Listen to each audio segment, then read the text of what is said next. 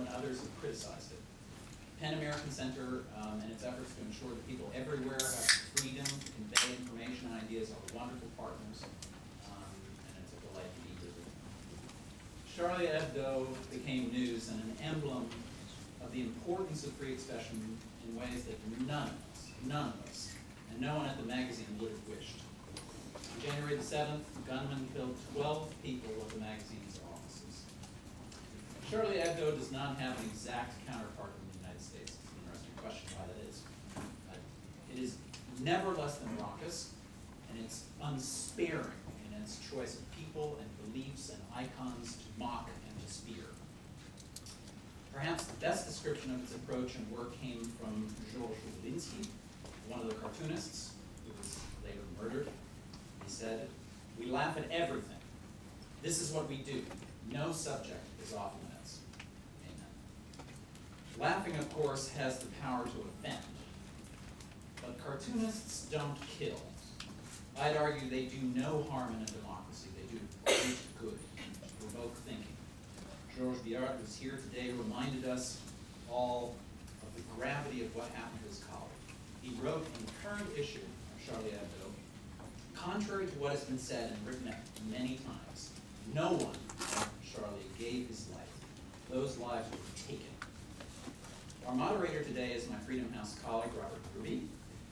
He was a former Paris correspondent and then later foreign editor of the Baltimore Sun. He'll take some of your questions, and we'll be asking for you to write them on note cards for us to collect during the program. Thank you to Christina Groning, who's joining us as our translator. Now I'd like to turn things over to my partner and longtime friend, Suzanne Nossen.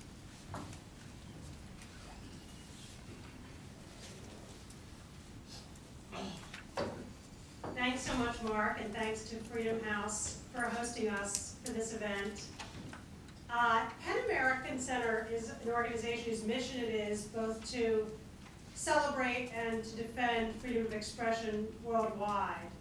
We celebrate through events like a big gala happening at the American Museum of Natural History next week, and events like the PEN World Voices Festival, which is the United States' only festival of international literature and brings about 100 writers from all over the world together for a week of panels and performances and events throughout New York City every spring. That also takes place next week, and this year, for the first time, we're focusing on a region, and it's Africa. And we have an incredibly exciting and dynamic lineup of African writers, big names and names you've never heard of, who will be given voice on the international stage for the first time.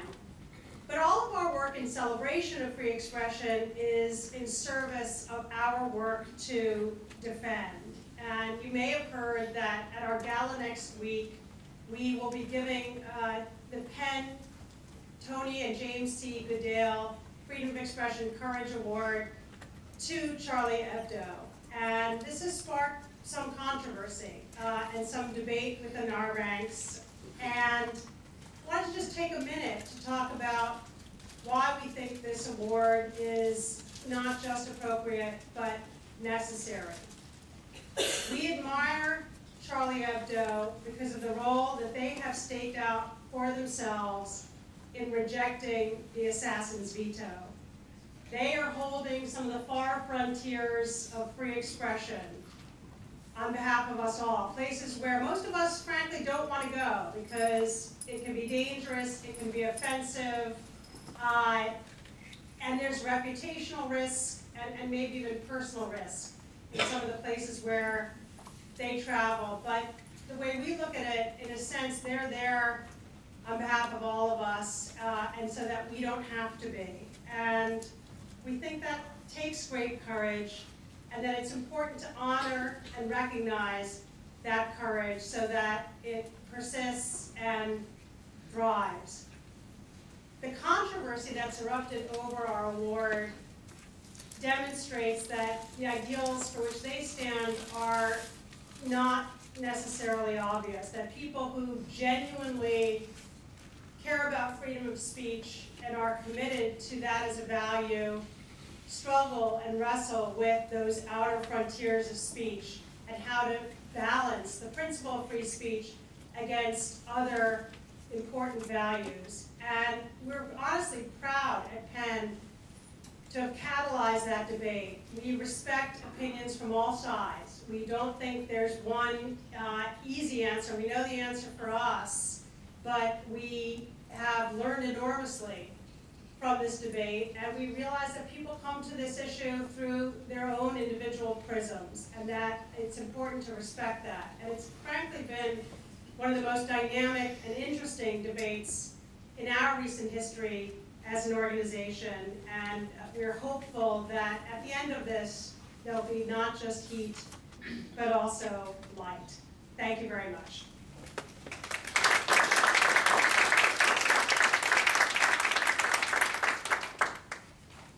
There's a lot to talk about, so let's just begin.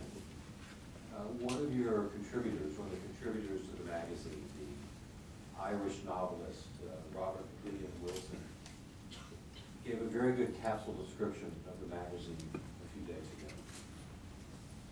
Charlie is tasteless and discomforting. It's pretty hard to deny what Charlie really is. It is monotonously, rigorously, and sometimes unamusingly anti-asshole. Let's go back first. What were the Muhammad cartoons satirizing? Was it Islam? It was Islamic fundamentalists, or something different?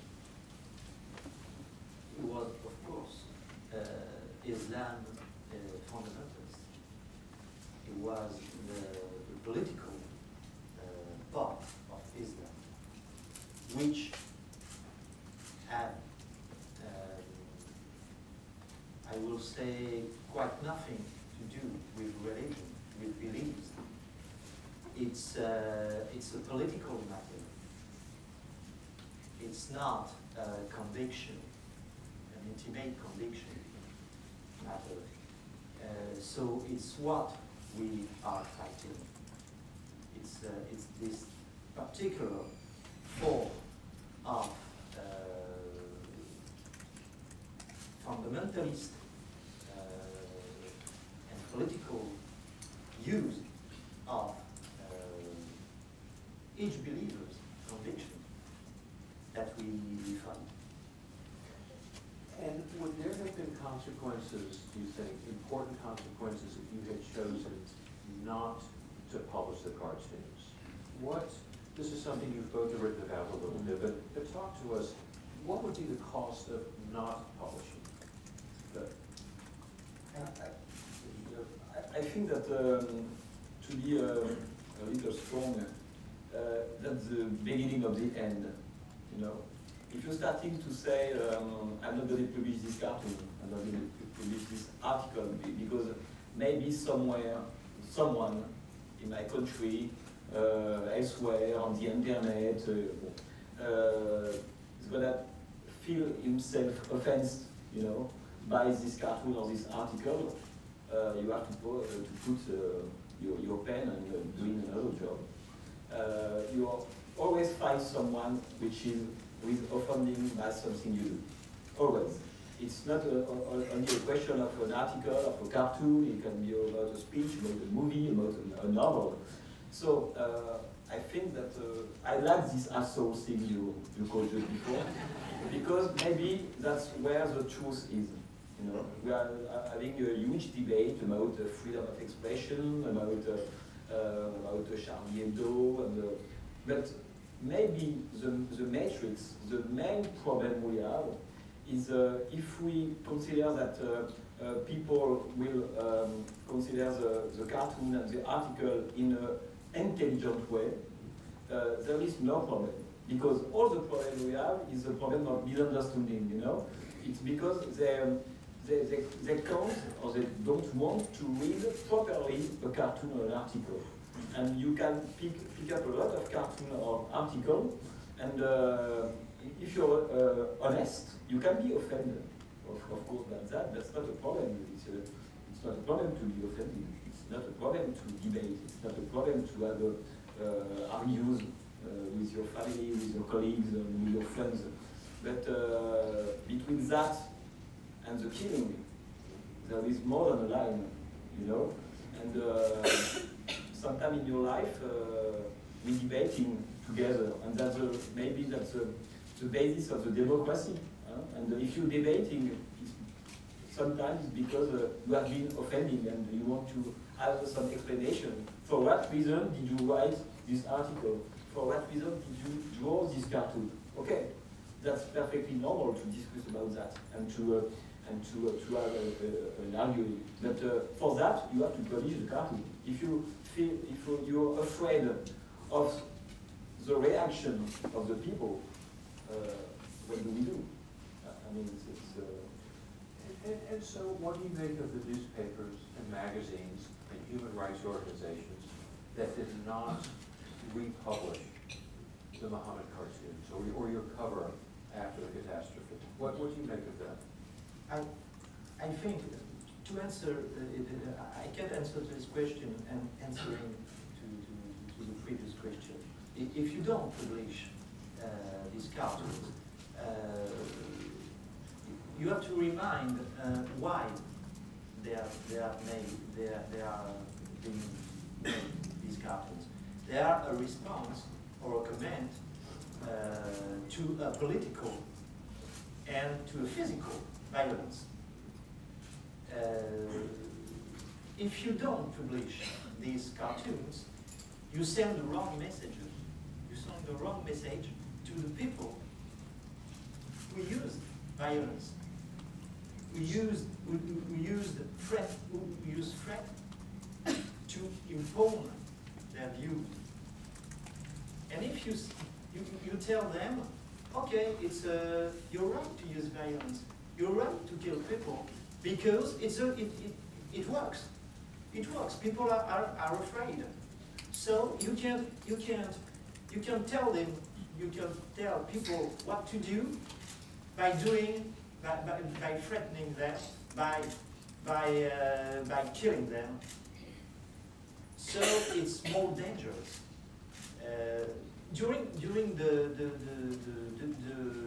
what we call bloody days in Algeria in the 90s, there were an Algerian journalist that wrote a sentence that I always remember. It's if you speak, they kill you. If you don't speak, they kill you. So speak. I just want to go over some of the content in one of the recent issues before I have a follow-up question on this. The cartoons there, they ranged over a lot of different topics. There was an image mocking customers of the Apple Watch. There was a depiction of a topless Charlie Hebdo that we drove in front of Front National. There were some one-liners about layoffs among French truck drivers. Those pedestrians who would have been run over by French truckers will now be run over by Polish truckers. There was a cartoon showing Jean-Baptiste Thoret's hospital bed with a urine stain in the shape of a swastika. There was an image of would-be immigrants crossing the Mediterranean in a ship shaped like an open coffin. So, what are the red lines? Are there red lines? What can't be shown? What shouldn't be shown? It may be a very short answer. I don't know. No, but maybe we have an answer in 2 times. I think you can show almost everything. It depends on the criteria you choose. And for example, you can say that the most important criteria is the quality or the intelligence of the cartoon, more than eventually the offending power of the cartoon. So you decide to do that. But when you describe all the cartoons with Jean-Marie Le Pen, and we have to remember that 2 French sociologists made a recent study about the cover of Charlie Hebdo between 2005 and 2015. And they show that on the 500 covers on Charlie Hebdo, more than 300 were about French politics, Jean-Marie Le Pen, François Hollande, our French former president, Nicolas Sarkozy. More than 300 on 500. 38 were about religion, and 7 about Islam. That's the reality of what we are talking about, you know? And you see the distortion between the event and the reality of the cover of Charlie Hebdo. And we have to remind us that there is a French tradition of the cartoon. And what you described, maybe recall for some of the people here, guys like Daumier, you know, a very famous French satirist, and his tradition of the grotesque, you know, faces with a huge nose. That's a very French tradition. I was in the New Yorker 2 days ago, and I'm a huge fan of the cartoon of the New Yorker. But of course, it's totally different kind of cartoon. Culturally speaking, it's very, very different, you know. That's two traditions, a metaphysic tradition, more poetic tradition. In the case of the New Yorker, I think, you know, this little guy is every guy, and the more grotesque and more satiristic, you know, Daumier-esque tradition of the French cartoon. I think Charlie Hebdo is in this path, you know. And to answer to the question, to the line, I think maybe the line is your own line, what you're disposed to show and what you're disposed to write. We at Charlie Hebdo, we never published racist or cartoons because historically we are an anti-racist magazine. We began in the 60s. It's one of the DNA of Charlie Hebdo is anti-racism.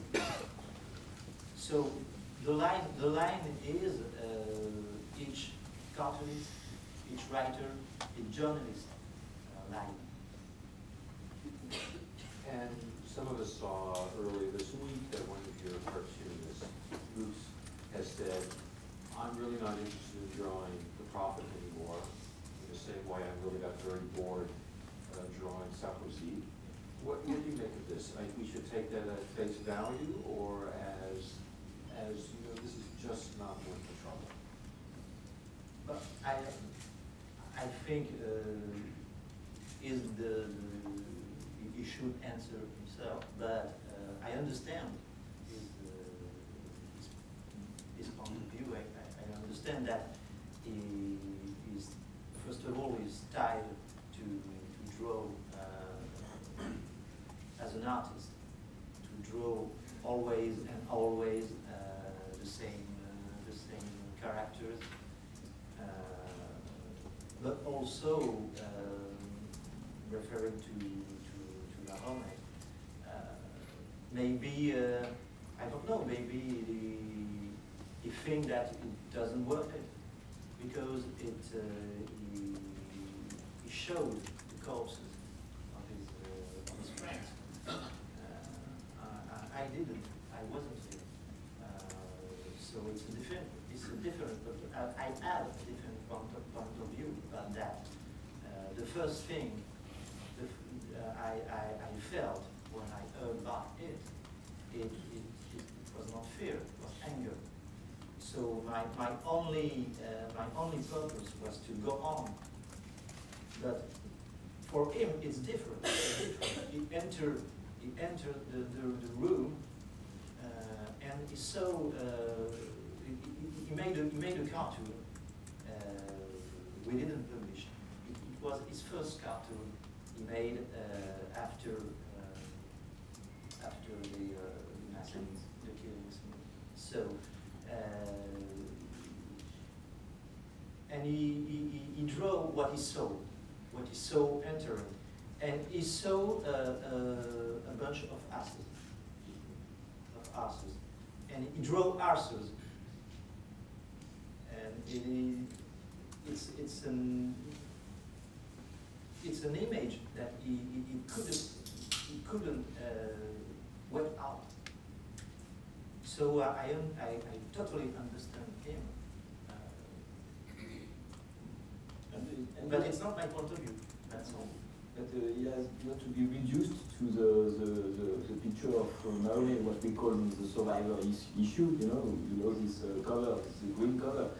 Luz is working for years and years, and he has made a lot of books and cartoons. And if he decides now, for multiple reasons, and Gérard told one of them that it's a question of security too, and you want to, if he decided to stop drawing Maori, it's because maybe his life to come is bigger than the image of the gods and monsters. You know? For me, it's not. It's not because he's saying you won finally. I'm gonna stop drawing Maori. No, he do his part. As we say with Westman, you know, he did his part. No, he has other desire, new horizon, new field to explore. And you can evolve in your life, and for most of the cartoonists, because it was the cartoonists were on the line, they were the main targets, not the writers, because the people who attacked Charlie Hebdo didn't read the articles, they don't care about that. They care about the images. All the debate is about the images, the cartoon, how do you interpret this image, is this image offending or not? All the debate is around that. So when you're a cartoonist after that, your life has brutally changed. You know, it's from outside, from a distance, it's quite easy to say, so you're going to continue to draw marionette or not. No, but your life is totally different. You are free, alone, walking in the streets. Now you are in the prison, you know, with 7 guards with you day and night, and a lot of people say, wow, keep on going, be funny. You know, how do you do that? How's the magazine going to change? Our lives changed. It's obvious. We passed on another world. We were a little magazine, a little satirical and political magazine. And in after an hour, we became a world symbol. It's pretty hard to deal with it because first of all, it's not our job to be a symbol. Our job is to make people think and laugh. Our job is to write articles, to draw cartoons, and we can't be the only ones to stand up for these values we stand up for, because these values belong to everyone, and everyone has to do his job to stand up for these values. It's too easy to tell us, okay, go on and defend us and defend our values. But I tell you, you are the only one.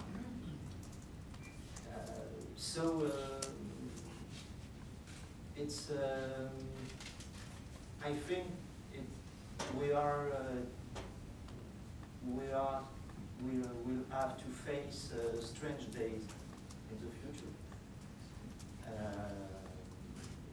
because we don't want to be a symbol any longer. And I think you don't draw cartoon or write articles saying yourself, well, the symbol is writing an article. No. The symbol is drawing a cartoon. Maybe you're totally foolish or freak or whatever you want, but you're just a guy at that moment in your life or your day writing an article with the children around and making noise. That's the reality. That's the life of the symbol. Sometimes it's going to West Point, you know. So I remember, maybe you have that in mind, but it's one of the sorry, I'm a film critic, but one of the famous American movies made in 1957 by Sidney Lumet. Sidney Lumet, one of your best American directors. And his first movie was 12 Angry Men. I don't know if you remember, with Henry Fonda. Henry Fonda produced this movie. And it was a very interesting movie because you have two things in this movie. You have the symbol, as we have in Charlie Hebdo, the justice, you know, the big shot of the justice building at the beginning of the film. And you have this little jury, you know, played by Henry Fonda. And he's going to pass 90 minutes to convince, once by once, all the jury to show how maybe the young guys, the young Latino, maybe is innocent. There is a reasonable doubt. That's the exact expression. You know, it's a little victory. It's nothing when you compare that to the big principle of justice, but that's the way I think the freedom of expression is progressing, you know? It's not being with huge symbol, making huge things, it's ridiculous. No, it's a human thing, little things. And when you're writing an article, when you're saying something to someone, you're making your part of this, you know, freedom of expression thing. It's very important. And in this movie, Henry Fonda is making a very little things, you know, it's nothing. This guy, you don't care about this young guy, but he cares. And doing this little thing is making progressing the big principle and the huge symbol. You know, I think it's this way you have to take the question of being the symbol or not. You know, it's what you do which prove if you are part of the symbol. You know, you have to work for that. It's not something going from the clouds. You have to work for that at your own level. And all the levels are okay, I think. Gėrard, in the posthumously published book, the predecessor as editor-in-chief, seemed to blame the press itself for part of the problems, saying that it was the media that helped create this circus around the Muhammad cartoons. Can you talk about that a little bit? I'd love to share that sentiment. I think he's right, because when we first published the Muhammad cartoons in 2006, we published them because of a particular problem of freedom of speech. We published them because of a French newspaper, which called François, published these Danish cartoons. And the day after, his editor-in-chief was fired. So, whatever it could be, we had to publish these cartoons with what we call an appareil critique, with comments, we didn't publish these cartoons, these Danish cartoons, without comment. We explained them, and we explained why we published them. Only one other magazine followed us and published them the same day we did. The rest of the press say, oh yes, you're right to do it, but we don't. It's too risky. So yes, the press is responsible because once we have published them, the controversy had begun, and the press turned his back to us. They began to say, yes, maybe you shouldn't do that. Maybe it was not the good thing to do. I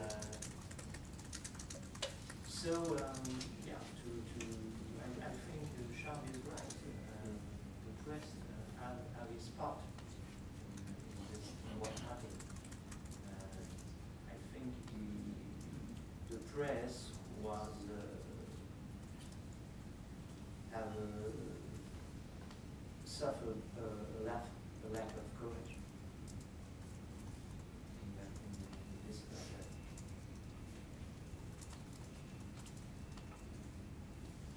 How does one control lies and truth? You wrote about it recently on the internet, and I have to read this paragraph aloud, although my English version of it may not be quite right. The internet, the #1 religion in the world, ahead of Islam and Christianity. The young people who used to believe that pumpkins could turn into coaches, and toad into a charming prince, now believe that the Jews rule the world and the Kochi brothers were paid by the CIA. Merci, Madame Internet. Merci, Monsieur Google. Whatever your tirage, whatever your circulation is, how do you counter this, whether you're selling 60,000 copies or millions? What do you do to counter this? What does the press of France, the press of the United States, what's the counter to this? I think the way to cover this is to not following the time of internet and Twitter. We can go faster than that. The problem, I don't know in the United States, but the problem of the press we have now in France is that they want to publish the news faster than they are published on internet. It's impossible. The only thing that we can do, and that internet cannot, or don't want to, is to make a hierarchy in the news and in information, and to take time of reflection. Internet have no time, and everything is on the same level. The lies, the truth, you don't know what it means in internet. You're right, and I remember that a French philosopher named Jean-Baptiste, one of the main philosophers of the French theory, said 30 years ago, not yesterday, 30 years ago, that he talked about this question of the acceleration, the incredible, the infamous speed of the event and the information. Not the events, because the events are on speed, we can't control that, but about the information. And he thought at that time that too much information kills the information. And we are exactly at that point. That I think for me the most provocative thing to do today is to slow down. You know, I think Google, Twitter. I don't have any account of Twitter. For me, it's terrible. You know, because each time you're posting your 140 sign, you will get to have done it 3 seconds later. You know, you made a mistake. You didn't want to, because thinking requires time. You need to have time to understand the thing, to think about the thing, to think one thing and the contrary, and finally to have the good and to find the delicate balance between the cliché and the intelligence. You know, for me, one of the biggest problems we have today is we have to slow down. And the principle of internet is the speed. That's the reason that you don't know what happened yesterday or 2 days ago. You know you're a duck without a head you're walking on, but you don't know where you're walking on, for what purpose, what is your reason, on what ground. You don't know. You just keep going. That's all the information, and the younger generation is very sensitive to that, because we're talking about Charlie Hebdo, about the politics. I have 2 children, and I know a lot of children who are 12, 13, 14 years, and I see how much they don't care about politics. You know, that's very frightening for me. I remember when I was a teenager, I was fond of politics. A lot of in the classroom, in the street, among friends, we are talking about politics, left, right, and we are arguing in a very harsh way. Today, it's not a problem. It's not no more in the common space. So maybe they are going to discuss more about a new conspiracy theory, a new silly things on internet. You know, a video, a jackass guy doing something totally stupid. That's a 4 million view. You know, and you see a very intelligent magazine and quite a perceptive site with just 10,000 views. You know, that's maybe the biggest challenge is that today. It's to make the people thinking again. You know. And I think that's going to be one of the challenges when you rethink what Charlie should be. I would not now be surprised if it was this very serious political journal. I mean, I don't know. Maybe it is already. That I think it already is in a certain way a very serious political journal, but it's also satirical. But satire is also can be very serious, because it make you think, and you must stop on the image and think about it. It makes you slow down. So maybe you're right. Maybe people now looking at Charlie, they'll look at it as a very serious newspaper. It will be fine. But humor, I think it was Mark Twain who said one day humor is a very serious thing. And I'm absolutely convinced of that. There is no frontier between the serious, something serious, you know, and something humoristic.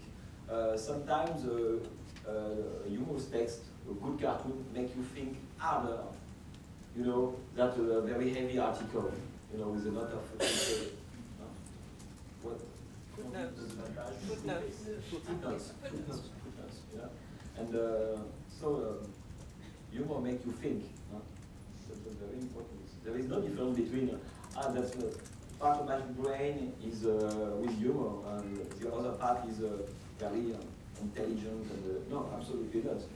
You have to sing to be humorous, because you can draw very bad cartoons, not intelligent, silly cartoons, and we all know very catastrophic cartoons.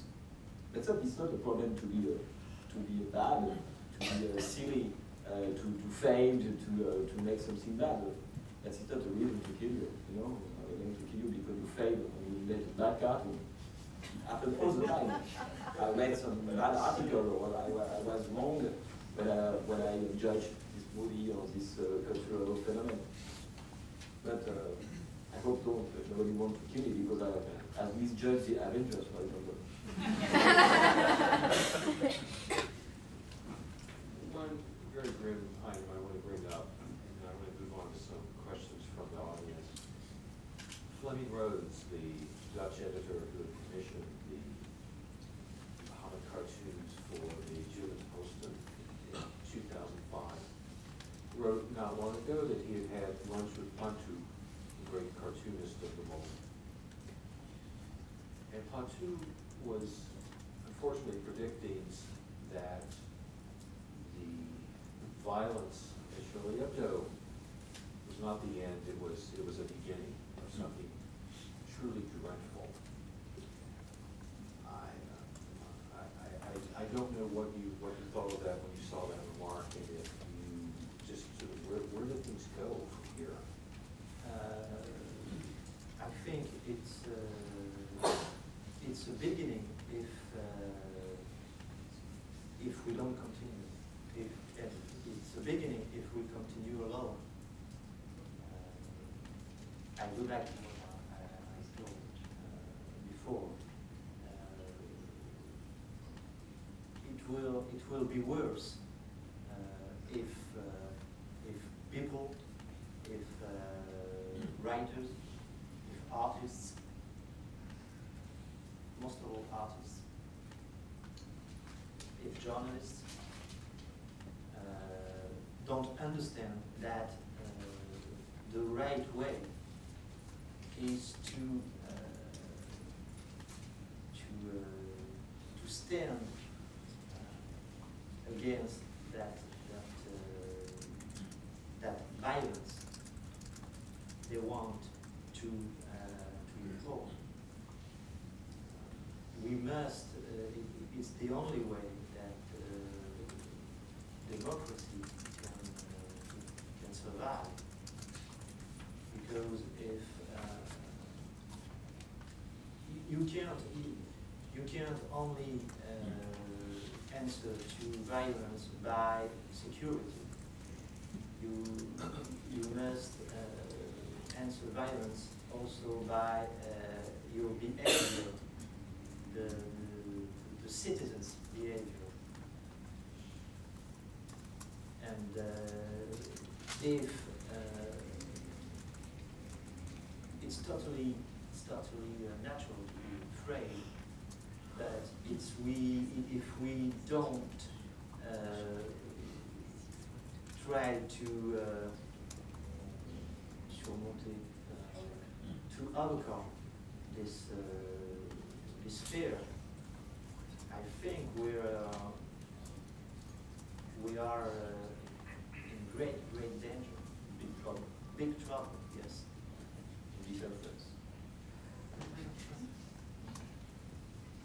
Which leads all too well to a question from the audience.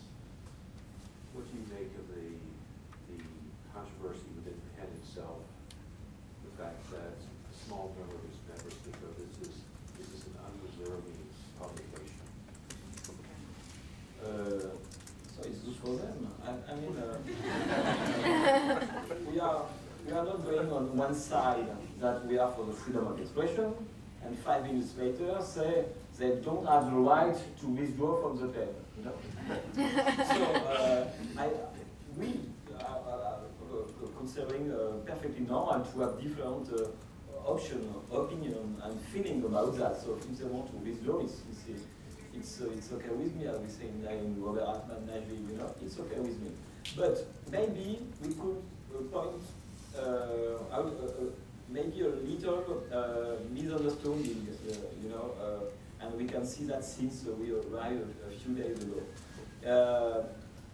I guess, because I didn't meet these wonderful and famous writers, I guess they imagine that maybe this award is given to Charlie Hebdo regarding his content.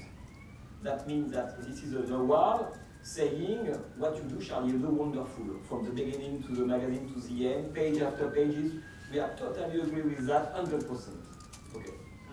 Of course, it's totally silly. Even in Charlie Hebdo, we are sometimes disagree among other. Very often.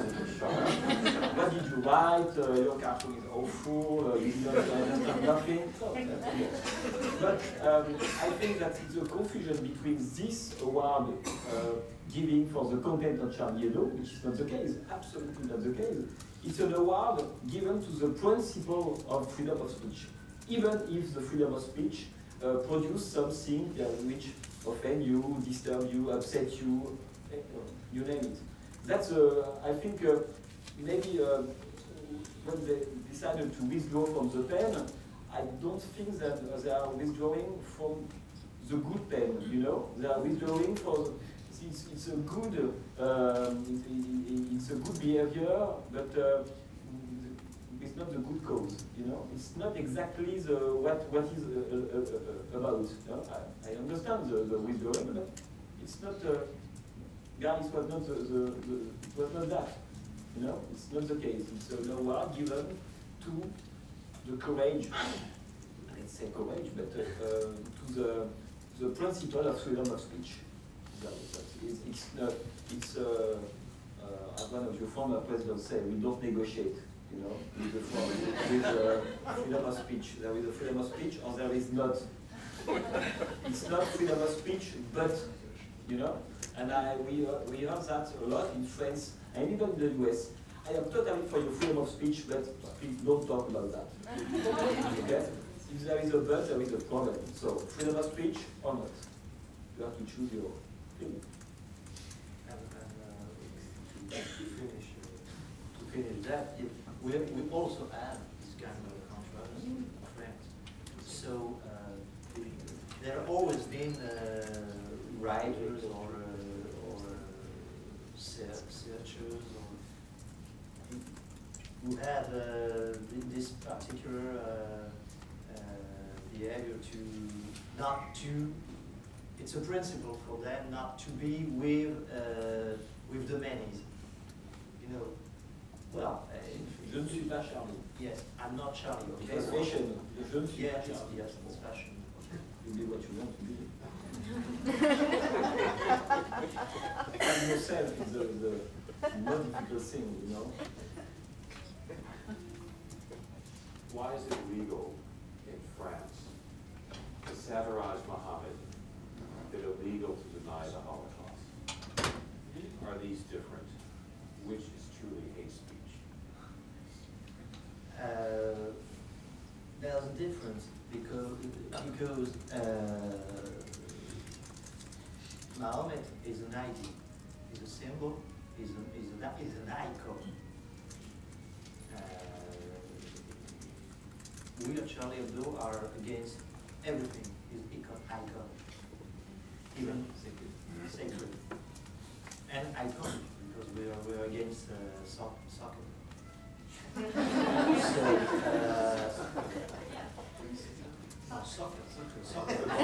we are against soccer. We are against soccer too. But we are against soccer.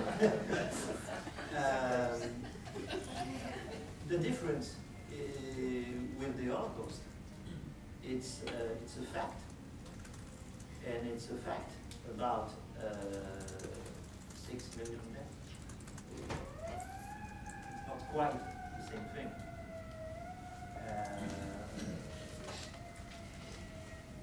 You can mock a symbol, but you can't deny the dignity of 6 million deaths. For me, that's the difference.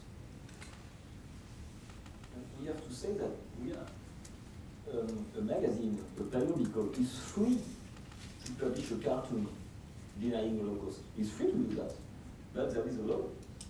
You know, that's it's not the same question. I mean, you're free to publish whatever you want, but you're taking the risk to go to court and to be attacked and put into charges by an association, by a group of persons.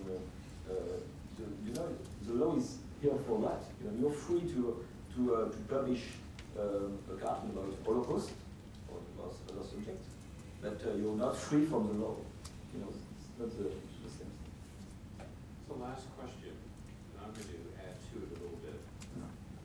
In Iran, we have a saying, we have freedom of speech, but not freedom after speech. Is that the danger that you're warning us about? In terms of what the risks are if you remain nearly alone? There is a risk, of course. If we remain alone, the risk decrease. But the risk will increase for everybody, not only for ourselves. So